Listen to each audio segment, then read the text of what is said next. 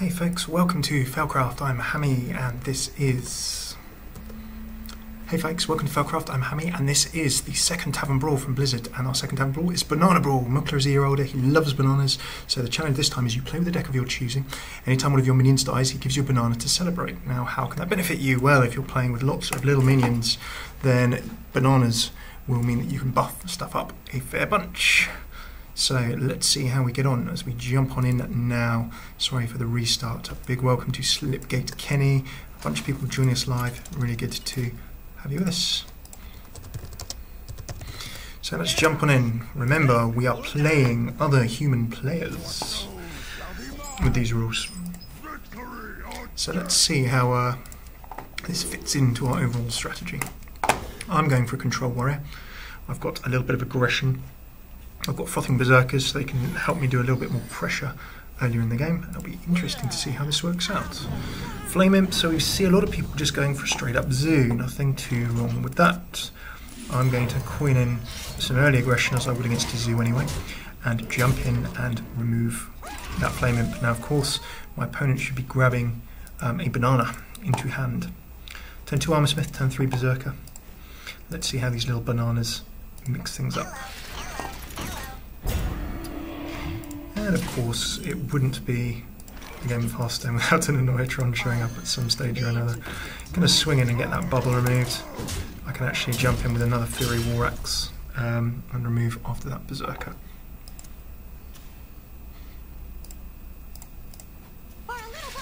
Ooh, now looks though we have a mech zoo of some description coming out here.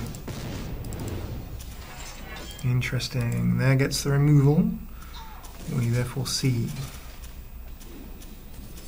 lots of soulfire and aggression. Now that's a little bit on the frustrating side. We can see my banana is already on the table. I can punch this out the way, I can then punch that out the way next turn. It's only going to be 1 attack every turn. So 1 damage to all minions will help. I could whirlwind ready for an execute. I could throw down a berserker, that's probably going to get taken out next turn. Would have to pretty much trade everything against it. I'm going to punch this out the way to start with because I can then drop a berserker with bananas on top. But remember that my opponent is going to have bananas. As a result, that little bot is probably going to get some bananas cost on top of it, and it's going to get real ugly real fast. So the whole Mukla Banana style element is the thing that is going to be quite funny here. It takes little minions and makes them that little bit more awkward and a bit more nasty. And let's see how it works out.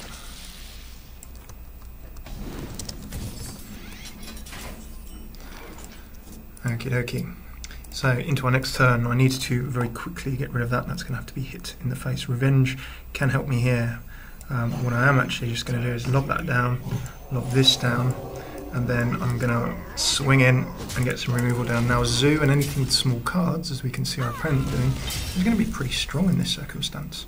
Reason for that is because it's just getting all of the buffing of all of the goodness, but I have a little bonus in my berserkers. If they can't be removed, I can do truck tons of damage very quickly. As a control warrior, I should have the tools to be able to get rid of it. Interesting. Double knife juggler, in we come. When that trades, it's going to do some chip damage as well, and then potentially we'll get another 2. In comes the banana. That's going to do a 3-4, so he's looking for 1 chip damage from the 2 knife jugglers to take out my berserker. Is he going to get lucky or not? He's not. Ouch, very painful indeed. So what we actually have is, I don't have 12 or less health, so I can't deal 3. But what I can do is a pretty nasty, revenge is 1 damage to all minions. I don't particularly like that. I strike.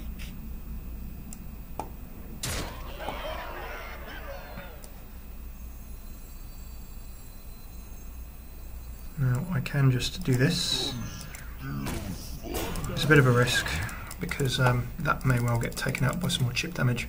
All my opponent needs to do is just summon 1 minion, and then they're going to be in trouble indeed.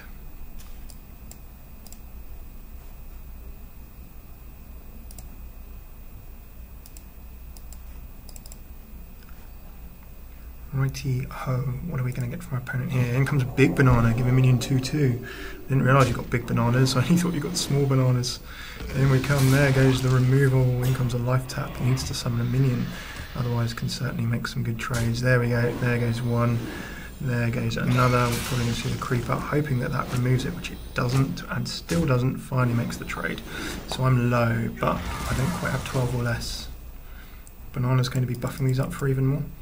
I've got a rotten banana, deal 1 damage, deviate banana, swap a minion's attack and health. Oh, madness. Okay, well, we have options. A deviate banana, I can deviate banana into an execute. I'm not quite low enough, but I can do 1, 2 or minions. Right, how do I work this so that it actually works? Now, if I do a rotten banana, I can execute, I can then whirl around, but I'm still going to see all of those. I could just brawl, or I could frothing berserker as well. Completely thirsty.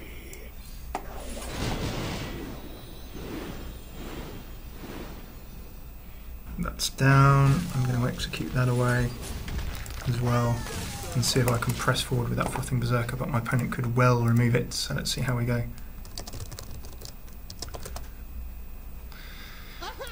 Ooh, down comes the leper gnome. And we can see that not only are there normal, I thought it was just going to be normal bananas, but we've actually got all kinds of problems.